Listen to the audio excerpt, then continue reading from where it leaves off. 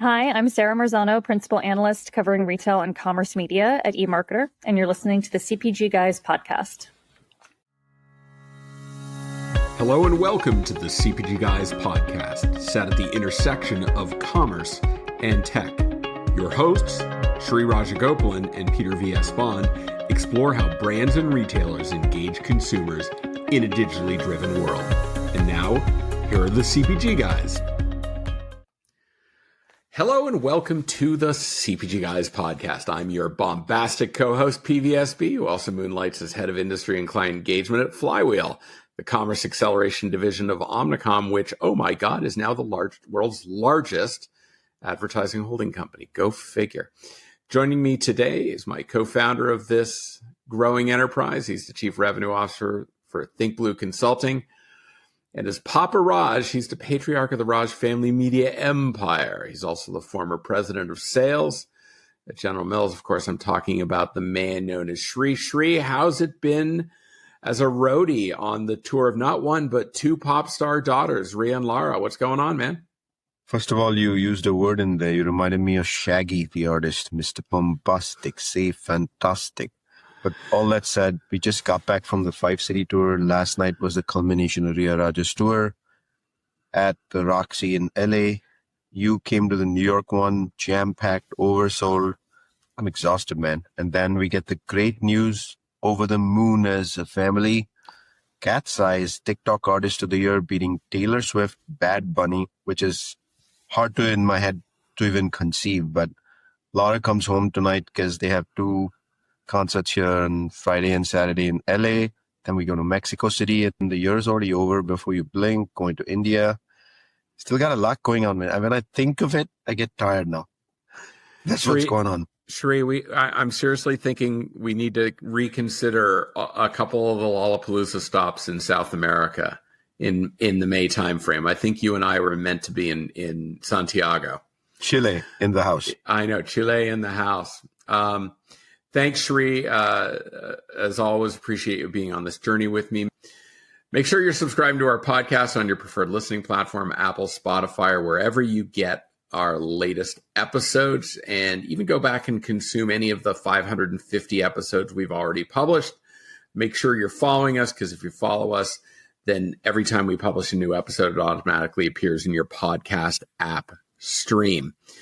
Q1 is shaping up to be a very, very busy time for the CPG Guys. In addition to some corporate year beginning meetings, expect to see us at quite a number of industry events, including, here we go, Sri, you ready for this? Let's tick them off. CES, NRF Big Show, FMI Midwinter, CAGNY, eTail Palm Springs, SOCOM Live, Commerce Media Brand Summit, and Shop Talk. And that's just through March.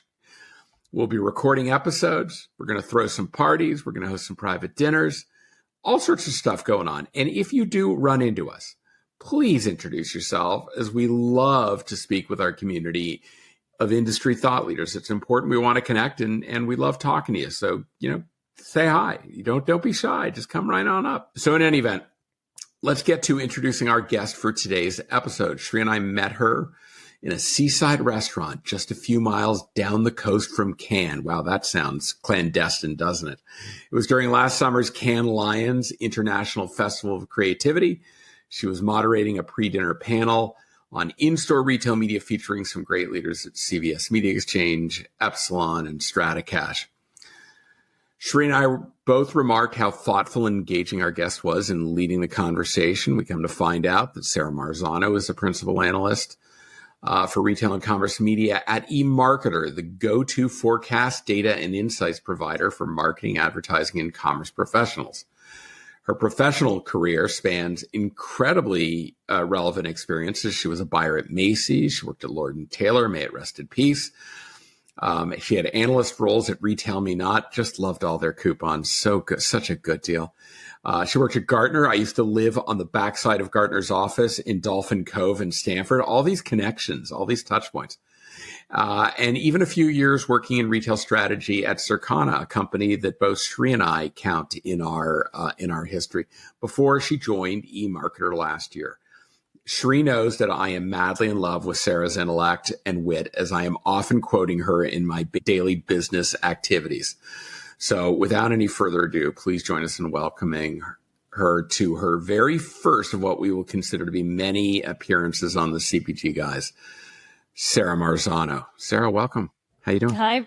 Hey, thank you for having me. And you're right. I have the jacket in my sight. So this is the first. Oh, you got a five to get the jacket. This is one down. This is one down. Yep. One down. It's a slog, but if you get there, the victory tastes so sweet. It's so, I got to tell you, I had my jacket on today. It was the cozy warm leather and wool. And I was like, ooh, perfect for the winter here in New England. Yeah, mentally I'm in the south of France, but we are not there. Yeah, I know. I can't wait to get to Cannes. All right. Before we get to our questions, Sarah, why don't you give our audience a brief overview of the work that you're doing at EMarketer? Yeah, so I am a principal analyst here at EMarketer, and I cover both retail and the broader commerce media landscape. So I take our proprietary forecasts on ad spend, as well as using third-party data sources to sort of bring together the trends that are influencing the landscape and help EMarketer clients understand their strategies, their investments, what needs to change, and what to expect.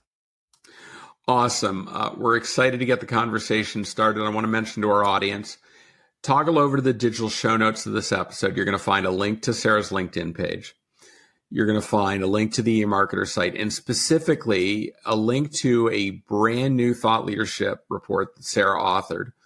It's called Retail Media Networks, Trends, Benchmarks, and Leadership in 2025, which will be the foundation of our conversation today. So please do go over and click those links, and you can multitask as you're listening to our melodic conversation, the dulcet tones of our appreciation for the industry. All right, I'm going to kick it off, Sarah. I guess let's go with the meet cute story. What led you to develop this new report on retail media networks? What were you hearing in the industry that made you believe that this might resonate in terms of thought leadership? Yeah. So, you mentioned it during my intro, but I grew up in retail. I was a buyer at Macy's and then at Lord & Taylor. And I think even though it's been more than a decade since I, worked in-house at a retailer, that experience has sort of inevitably informed my perspective and how I approach things as an analyst covering the retail space. And so as retail media, has really bloomed into this major industry over the past decade, I've been fascinated by the specific challenge of how retailers are setting up media organizations, right, within their retail businesses. And then, as an analyst covering the retail media space, really specifically, I pretty quickly noticed what I perceived to be a lack of really good quality data about how retailers were building their retail media teams. And then I was hearing things at conferences kind of between sessions, right? The more anecdotal conversations that really kind of bolstered my conviction that this type of research would have utility, because I was hearing from folks on retail media teams that they were struggling to educate their executive leadership about what retail media is and what it can do. They were running into friction with cross-functional stakeholders within the retail business, or struggling to get the investment that they needed to kind of take things to the next level.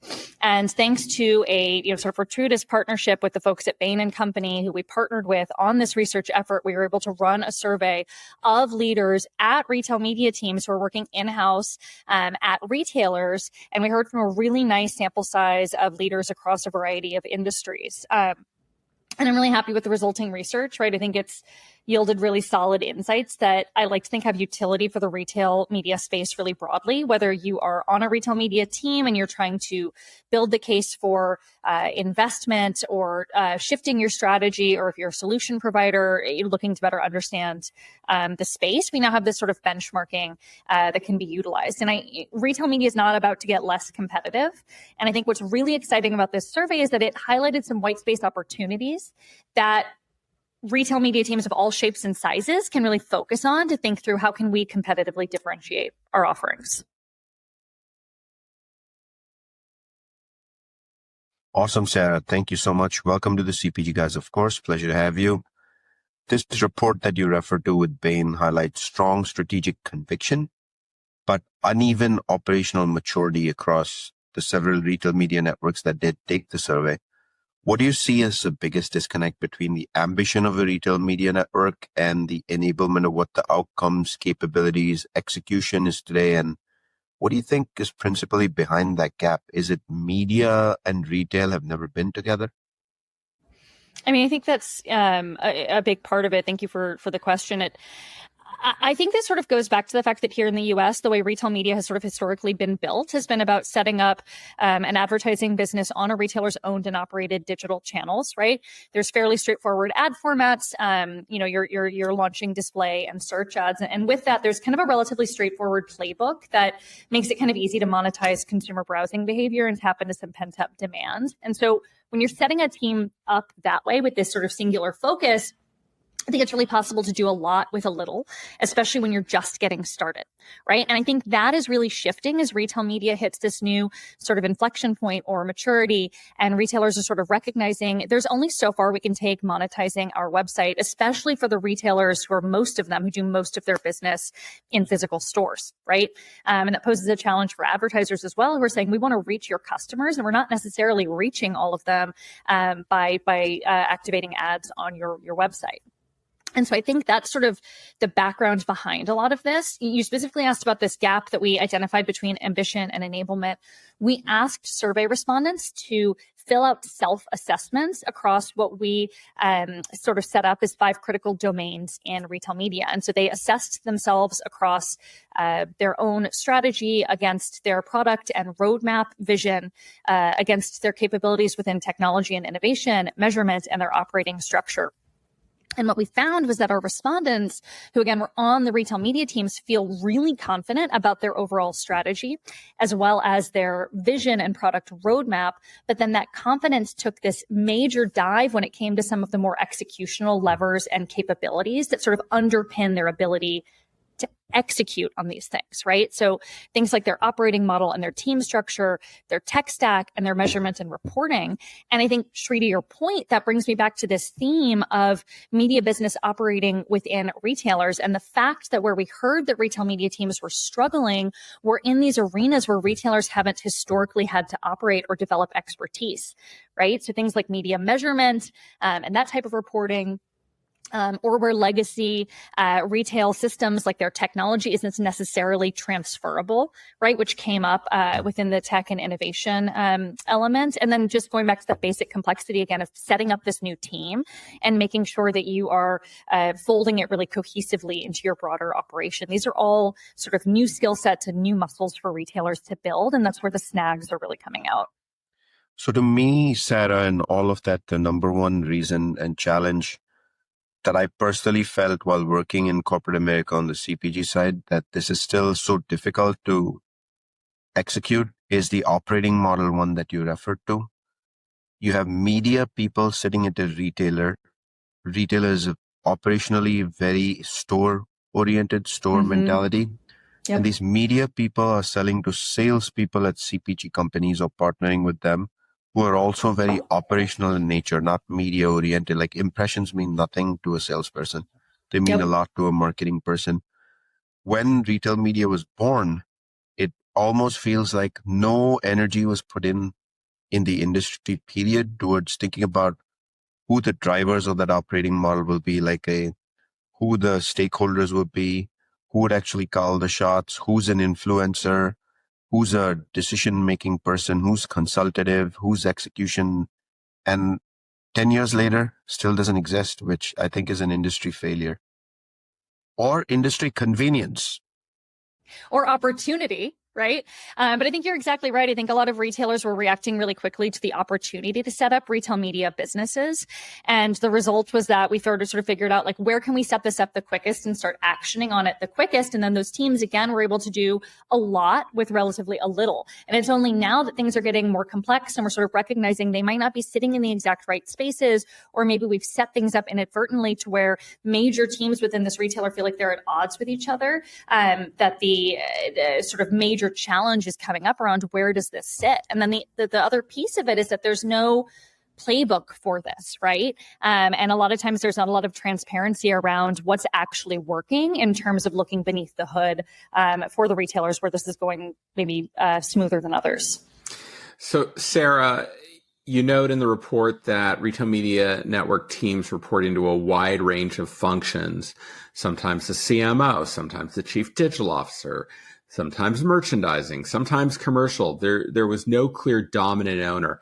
And I start to think, okay, can it be driven by the fact that it just appeared wherever the person who had the most interest in owning it said, I'll do it? Is it because of the mix of the product portfolio? Is it because of the contribution that the retail customers that they work with dictated? I'm like, what if a company comes to you and says, I want to get into retail media, what's the best structure? What do you say to them? Yeah. And I think that's a tough one because I don't think there's a silver bullet answer to that, right? I think all retailers are so different. They have different penetrations of e-commerce business. They have different store strategies. They have different, let's say, mixes of private label versus national brands. I think it all has to do with what a retailer wants to see from their retail media business, right? If the goal is to offset subpar e-commerce margins, right, by monetizing the website, right, then maybe it makes sense to set up the retail media organization within the e-commerce team and say, like, that's what it's there to do. And that's all we're trying to do here, right? But if the goal is to become a core revenue driver for the retailer overall, then we need to think through, like, who are the decision makers that need to be involved? And how can we structure this to where the retail media team has the right level of autonomy and influence to get those things done quickly? And that's probably going to look different at different retailers, but I think that's the sort of lens that this needs to be approached from. See, the other one now is our favorite topic, metrics. It appears half of those surveyed, the RMNs, don't have cross-functional key performance indicators. Fewer than a third are actually tying incentives to merchandising teams, which is the lower funnel portion of this. What do you think is the roadblock here that's really preventing, holding back incentive alignment? And then what would good look like in this space from a KPI perspective? Like, the industry still struggles with what is the right set of measurements for KPIs, and many have tried. IAB is interjected. Nobody has yet to figure out something that's acceptable to the industry on what a right set of benchmark is for measurement on metrics for retail media. It drives me crazy. Yeah, it's tough. And I think, I know we'll get more into measurement, but talking about the sort of incentives and the cross-functional KPIs, I think that kind of goes back to what I call retail media's worst kept secret, which is that the fact is that a lot of the revenue that funds retail media, especially at the beginning, isn't actually new money, right? It's repurposed money that used to sit and trade and shopper budgets that merchants have historically relied on to hit their goals. And I think at a really high level, there's not as much understanding from the media side of the business as there could be around the fact that merchants are incentivized to move product and protect margin. And these budget sources are crucial levers for being able to do that. And so when those dollars shift into retail media without kind of rethinking the incentives, you can end up in this sort of zero-sum dynamic where retail media's success feels like it's coming at the merchant team's expense, right? And I think that's only exacerbated when the retail media teams are only goaled on ad revenue, which is something that came out within our survey. That was the most unique commonality that our survey respondents had across the way their retail media teams are incentivized, right? And so when that happens, the media team is going to be maybe making decisions that aren't always supporting the core business of retail. And what's interesting about that to me is what makes retail media so appealing is the strength that retailers have built, right, around being able to have really well curated assortments, being able to deliver what their customers are looking for. And when you have a media strategy that, again, operates sort of counter to your retailer strategy, that undermines the strength there. And so I think the key, sort of what needs to happen sort of internally at retailers, is connecting kind of the dots across all of those sort of historical levers that we used to kind of know as trade and shopper and retail media, and kind of really measure where brand spend performs the best. And then we can get away from treating that reallocation like it's taboo, right? It's money that's flowing into the retailer with the goal of moving more product. And so if we can get towards working toward that same goal, right, that's going to be sort of the crucial thing if retailers want to then increase and unlock the incremental spends that everyone's chasing. So when we think about good KPIs, I think retail media needs to support company goals, right? And I think merchants need real ownership in retail media performance, right? And I think we're seeing some of that, play out, right? We've seen major grocery retailers like Kroger restructure their businesses to bring more of the key stakeholders in line and reporting to the same business leader.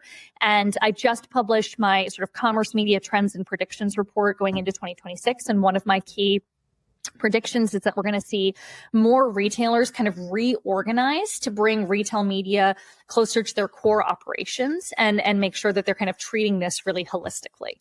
But that doesn't get necessarily into the external sort of KPIs and the measurement piece, which I know we want to talk about as well.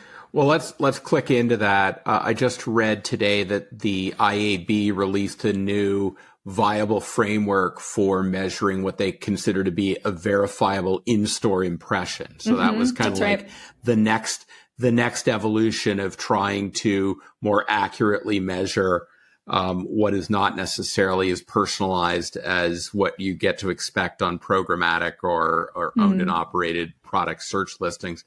But measurement and reporting ranked as, quote, the most pressing challenge, unquote, for RMNs, according to your report, especially proving incrementality. What innovations or methodological shifts do you expect will actually move the industry forward and finally get us out of, still relying a little too heavily on more traditional mechanisms like linear television? Yeah, no, absolutely. And I think we've been hearing for so long from the buy side in retail media that measurement is a pain point. So it was no surprise to me to hear that retail media teams are kind of struggling with it too. And I think this shift over to the focus on incrementality is sort of inevitable as ad buyers feel more sort of scrutiny and pressure on their budgets, right? They want to feel really confident in the proof of what their retail media spend is delivering. And again, I can't shout out the IAB enough for the work that they're doing here. They published that verifiable framework for in-store today. It was within, I think, the past few weeks or months that they published new resources on incrementality that gives the industry kind of shared definitions for what this means and the different approaches and methodologies that can get us to providing incrementality measurements in a really helpful way. And I think, they do this. I know that they work on this by getting industry buy-in, right? Their work is not happening in a silo. They've got folks sitting on their board who are kind of weighing in on this so we can all feel like we have trust and that the structure and shared definition has credibility. And I think that's sort of key, right? But that's not where the work ends. It's kind of where the work begins, right? We need to build this foundation for shared definitions. But then the next step, and I think what's crucial to remember and the research really highlighted for me is that you can't fix measurement on its own. It kind of sits on top of everything else, right? So in our research, the issues that were kind of right behind measurement were tech fragmentation, manual processes, and then we saw gaps in talent it was right after measurement as the key challenge when we asked our survey respondents where they were experiencing the most difficulty filling their talent gaps. Measurement and analytics rose to the top, right? So it's not only about getting those shared frameworks and those shared definitions so we can all say, yes, this is how we're going to measure this thing, but it's about making sure that the retail media teams themselves are armed with the right talent, the right expertise, and the right technology to then be able to deliver on this. Let me remind our audience that today Shri and I are speaking with Sarah Marzano from EMarketer. She's the author of the brand new report, Retail Media Networks, Trends, Benchmarks, and Leadership in 2025. Over to you, Shri. Any conversation in retail media is incomplete without talking about the newer formats of retail media. There's obviously the on-site, but today there's so much buzz around in-store. And then there's the off-site, everything from streaming TV to you name it. I know personally that the in-store one is a very tough one for retail media to climb because display, feature, in-store pop-ups, things of that nature have traditionally been owned by the merchant or the operators of the store. They're not going to yield that because it's their P&L. It's just not going to happen. But yet the industry's made such a big push in the last few years about in-store retail media and off-site. So, survey respondents, though, from the retail media RMNs think that scale is going to come from here and there's a lot of future growth. So if you were to assess that, Sarah, what formats or surfaces do you see emerging as the next big accelerators of retail media revenue, whether merchandising wants to accept it or not? Yeah, and I think I'm going to ramble a little bit, maybe frustrate your viewers, that there's not a silver bullet answer for this either, right? I think on-site ads are the most mature when it comes to retail media, but we know, thanks to folks over at companies like Pentaleap, who put out great reporting, right, around how well optimized retailers' websites are from a retail media standpoint, that a lot of retailers have room to grow, right? So Pentaleap puts out a sponsored search products report, I think, twice a year. So you can compare things like the average number of sponsored sponsored products on a page across the set of retail media networks, as well as the search coverage. And you can see really clearly there how far ahead players like Amazon and Walmart are, and then how much room to grow other retailers have. So I think there's a good reason for retailers to continue focusing on optimizing their owned and operated digital properties. That's some of the most margin-rich revenue you can kind of come by. But again, going back to my earlier point, most retailers do the majority of their business inside their physical stores. So monetizing your website is only going to get you so far. So I think you have to do kind of a few things at once. And I think it has to kind of align back again to what your vision for retail media is. I think physical stores are a huge opportunity. I think it's the industry's favorite stat that more than 80% of sales still happen in physical stores. That number goes up to more than 90% in food and beverage, right? So it's so crucial. But again, the way this is going to roll out is going to require those organizational restructures and rethinking about the way incentives happen and the way teams are goaled in order to happen, Shri, to your point. One of the things when I think about in-store, and sometimes I get met with really kind of incredulous looks when I say this, is that there's this vast variety of formats that in-store digital media can take. And I think that not all formats are right for all environments, but I think some are also easier to accomplish than others. I'm really bullish on in-store audio, right? I think that it is something that kind of fits in with a sort of hardware infrastructure that most retailers already have in place. I think customers are used to hearing audio while they shop, so it's not super disruptive. And I think it's a bit easier to get off the ground than some of what we might picture. I think we like picturing really sexy formats like in-store video that are completely personalized and tailored, but I just don't think things are going to develop that way.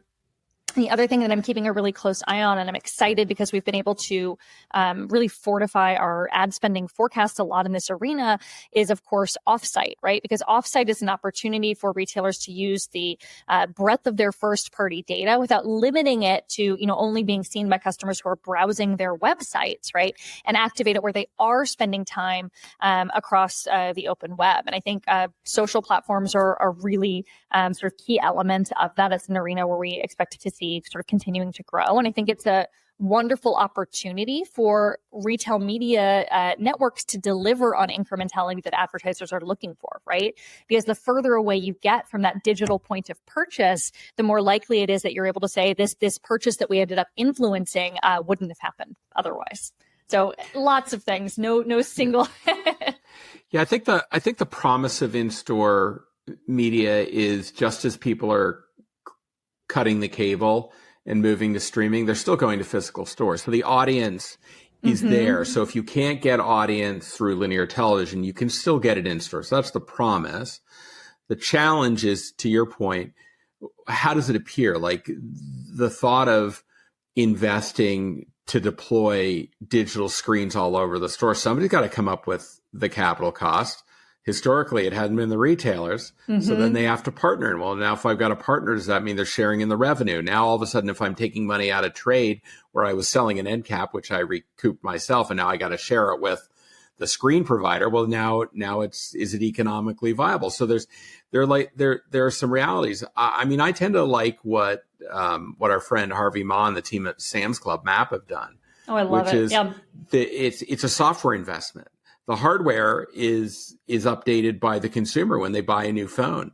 And I like the in-store radio too, because there is some hardware involved in it, but it's a single deployment at a store. And then once it's up and running, it's just feeding into the audio system. It's not that, again, it can be managed primarily by software. And so I think those are two mechanisms that give you the scale. And we know that, listen, radio works and in-store radio is going to work. So it absolutely will have an influence. So Sarah, respondents to the survey believe that zero-click search and agentic AI will be the most disruptive forces shaping retail media over the next 3 or so years. What's your recommendation on brands preparing for that shift? What do they need to start thinking about now so that they're ready as it really starts to scale out?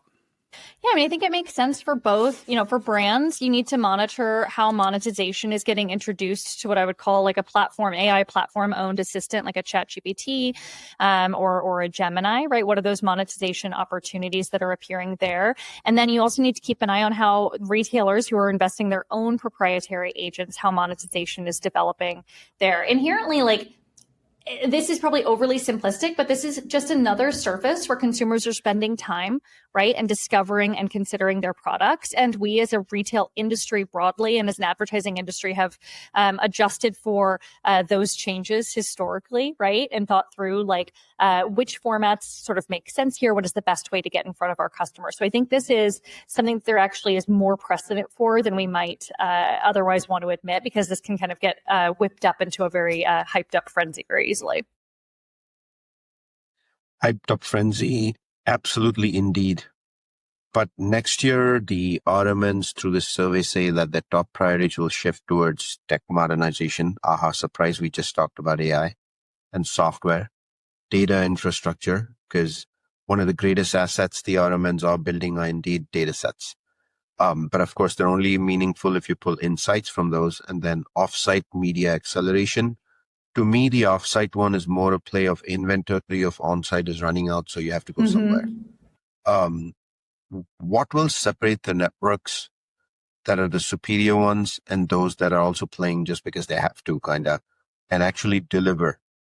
Yeah, I think for retail media networks, it's really about getting the buy-in of your executive team and stop, sort of expecting to get a lot in exchange for a little. I recognize that is easier said than done, but the fact is that without investing where it sort of needs to happen in terms of bolstering your technology capabilities, in terms of making sure that you have the right expertise on your team, in terms of making sure that you're able to keep up with and act on these new measurement resources that brands are inevitably going to start expecting you to deliver on, any failure to sort of take action in these arenas is going to cost you both in the short term, but I think specifically in the long term as well. So I think retailers and their retail media teams need to start thinking about playing the long game. And again, do we want this to be a core part of our revenue and our business? And if so, what are the hard decisions that we need to make and potentially the investments we need to make in order to make sure we're setting ourselves up for long-term success here? Yeah, I think that the trade-offs that they have to make is going to be it's not small, right? A number of years ago, the big blue chip consultants, the McKinsey's, BCGs, walked into all these retailers and like, hey, you've been operating on like a 2% margin for years. Let me tell you about this great idea called retail media. And they had these dollar signs dancing in their heads that they're going to go after these budgets that here until now they had not been able to access. And it's really high margin. And it really hasn't panned out that way. Like most of the teams that are buying retail media are the account teams, the shopper marketing teams that call on these customers. And it ends up coming out of their budget. And that's a trade fund. And that's not only a swap, it's actually bad for them because, as I mentioned earlier, when they sell an end cap, they keep all that money. When they sell a programmatic ad, they got to share some money with the trade desk, and they got to share some money with whatever company. Too many middle players. There are too many middlemen. And so shout out to our friends, the Middlemen, on the Middlemen podcast, Todd and, hey, Tom. And Tom, Todd, how you doing, man? But no offense to you guys. We love you guys. But this is a big deal, right? Because they're just, they've got to figure out how they can grow their business. And I don't think the industry is shaken out yet. There've got to be coalitions that have to be made. They may need to just go to alliances through third parties like Bridge to be able to say, listen, I'm just going to focus on my owned and operate, and I'll sell that to the shopper marketing teams. And I'll let someone else sell my audience as part of a national facsimile, because at the end of the day, brands want scale. They want transparency and measurement, but they also want scale because it takes just as much effort to execute a campaign on Schnucks as it does to execute a campaign on Amazon. And where are you going to get more bang for the buck? Get where I'm going to get on Amazon. So there's still a lot that's got to shake out right here, right, Sarah? Yeah, and I think anything that the retailer and their retail media team does, it needs to be in service to reducing friction to the advertiser, right? The easier you can make that process, right, the better off you are going to be. And I think there's a multitude of ways that you can kind of go about that. But again, another thing I'm hearing more and more anecdotally from brands that I talk to is that they are encountering situations where, the right hand doesn't seem to know what the left hand is doing, right? And brands see a reason for distributing at hundreds of retailers. So I think that it's realistic to think that brands could see a reason for investing in driving more spend across a great number of retailers, but you can't make it so difficult because inevitably what's going to happen is they're going to consolidate their spend across the biggest players. Yeah, I think if we look on a spectrum of 1 to 10 in terms of the level of complexity that it takes for someone to buy retail media, we're probably a little closer to the 1 end than we are to the 10 end at this point. Yes. And until it gets closer to 10, where every media buyer knows, I know how to buy retail media just like I know how to buy billboards, like I know how to buy linear television, we're not going to have the kind of adoption that we would like. Yeah, I think you're absolutely right. All right. Well, so we've obviously talked a lot about this report. We haven't shared everything because, hey, you want to know everything. You got to get the report. So there are a lot of people now that are probably piqued their interest. So Sarah, how do interested professionals learn more about this research report? I know we said we're putting a link in the digital notes. How about what are your thoughts on them then learning more about this? Yep. Use the link on the show notes or go straight to EMarketer.com and you can learn more about getting access to our research and insights because there's plenty more where this came from. And I can't wait to talk to you about your next report. I think this has been a fascinating conversation, and Sheree and I are looking forward to doing this on a more frequent basis with you. To our audience, thank you for joining us. It's now thrice each week for our podcast conversation. We greatly appreciate the now over 40,000 LinkedIn followers who like and share our content on a regular basis. We love you for that. Thank you. They're our version of the cat's eye icons, Sheree. We have to come up with a name that's catchy like icons. I like that one. It wasn't until I saw it spelled out, I'm like, oh, EYE cons, icons. I got that. I was a little slow on the uptake there, Sheree. You know me. It takes me a little while to do that. Please do follow us on your preferred listening platform. Give us a rating on Apple or Spotify. It helps make our podcast more findable by your industry contemporaries. And we want to see you at any of the spring events that we just mentioned at the opening. We're kicking off with CES. We'll close out Q3 or Q1 rather in March at Shop Talk. But we'd love to talk to you. So please do come up and say hi to us. Sheree, this was just a power pack episode. A lot of jam packed full of knowledge. What's your big takeaway? One thing that bothers me is 10 years later, we're still talking about the same topics in RMN. Do they have the measurement right? Is in-store really retail media? Scampering now and running the race to go to offsite because that's the only place inventory is bountiful and abundant. And then talking about where the dollars will come from. These were the problems 10 years ago. But then what stood out to me is what we talked right at the beginning that Sarah kind of pointed out.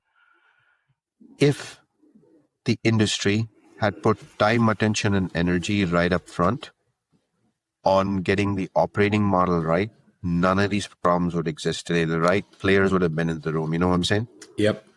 To absolutely. me, that is the single biggest challenge we have in this industry. And no matter what we do to solve other stuff, IAB could keep putting out report after report of recommendations on measurement. Nobody's going to follow it.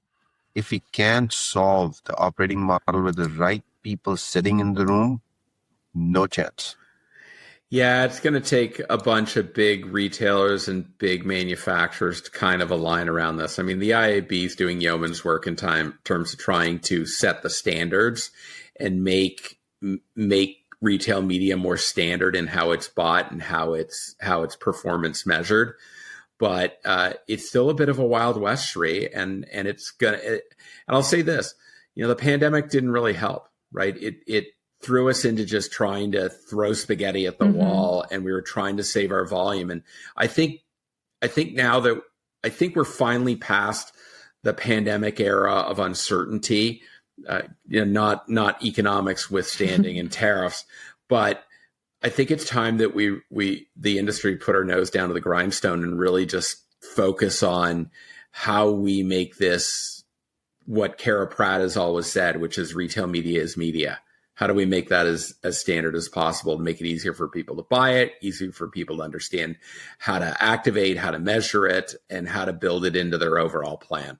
Until that happens, we're still going to be playing at the margins. I think, Peter, the challenge in the industry for as many people that come from the media world and who would like to see this as media because that's the metrics they're used to, is retail media really media? Is it media on steroids because it's got the lower funnel activation that media has historically never been able to connect itself to?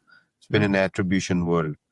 And this is why you got to get the right stakeholders in the room and have the right owners in the room and go through that framework. Who decides, who informs, who consults, who executes? Doesn't exist to the day.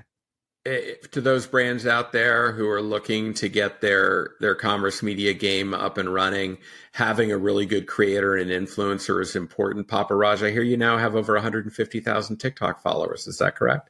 There we go. Wow. That's where you should look for content. You need to start talking to Papa Raj here because he is the CPG industry's biggest professional influencer, as far as I can tell. Don't forget the 119K on Instagram. Well, there's also, I don't know, maybe Gwyneth Paltrow is kind of big there too. She's got some clout in the CPG space. But in any event, Sarah, thank you for taking time out of your busy day to speak with us about your great new report. We're going to have a link to it, as I said, in the digital show notes this episode, along with links to EMarketer's site and your LinkedIn profile. We really appreciate it. We do hope you'll come back soon and talk with us.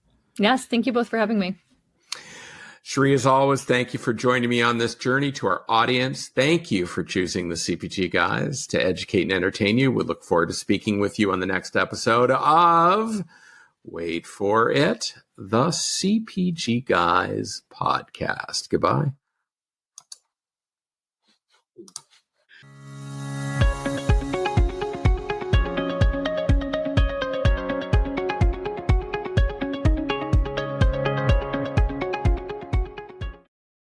The content in this podcast episode is provided for general informational purposes only. By listening to our episode, you understand that no information contained in this episode should be construed as advice from CPG Guys LLC or the individual author, hosts, or guests, nor is it intended to be a substitute for research on any subject matter. Reference to any specific product or entity does not constitute an endorsement or recommendation by CPG Guys LLC. The views expressed by guests are their own, and their appearance on the program does not imply an endorsement of them or any entity they represent. The views expressed by CPG Guys LLC do not represent the views of their employers or the entity they represent. CPG Guys LLC expressly disclaims any and all liability or responsibility for any direct, indirect, incidental, special, consequential, or other damages arising out of any individual's use of, reference to, or inability to use this podcast or the information we present in this podcast.